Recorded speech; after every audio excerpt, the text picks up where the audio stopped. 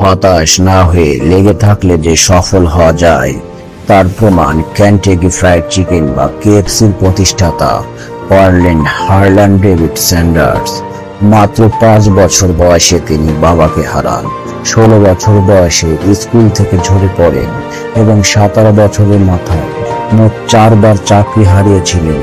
18 বছর বয়সে বিয়ের পিঁড়িতে বসেন। 19 বছর বয়সে তিনি বাবা হন এবং 20 বছর বয়সে তার স্ত্রী তাকে ফেলে রেখে চলে যায় আর কন্যা সন্তানটিকে সাথে নিয়ে যায়। সেনাবাহিনীতে যোগদান করেন এবং সেখানেও ব্যর্থ হন। ইন্স্যুরেন্স কোম্পানিতে যোগদান করেন এবং সেখানেও সফলতার দেখা পাননি।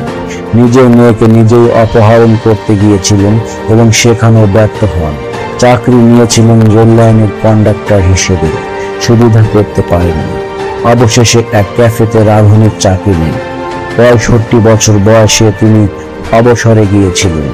অবসরে যাবার প্রথম দিন সরকারের কাছ থেকে $105 চেক পেয়েছিলেন। তার কাছে মনে হয়েছিল জীবন তার মূল্যহীন। আত্মহত্যা করার সিদ্ধান্ত নিয়েছিলেন তিনি। এরপর একটি গাছের নিচে বসে জীবনে কি কি অর্জন করেছেন তার একটি লিস্ট বানাতে শুরু করেন।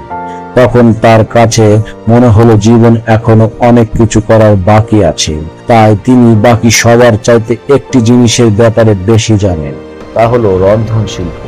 তিনি $87 ধার করে সঠিক পরিকল্পনা করে সামনের দিকে এগিয়ে যান।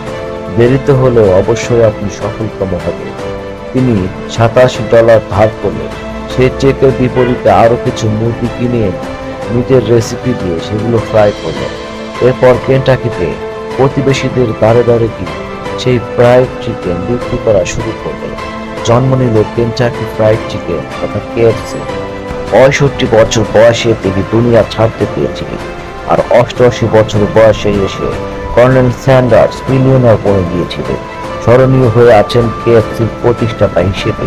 কর্নেল স্যান্ডার্সের প্রতিষ্ঠিত কেএফসি আজ বিশ্বব্যাপী এক বিশাল ফাস্টফুড চেইনে পরিণত হয়েছে। তার 140টিরও বেশি দেশে 24,000-এরও বেশি আউটলেট পরিচালনা করছে।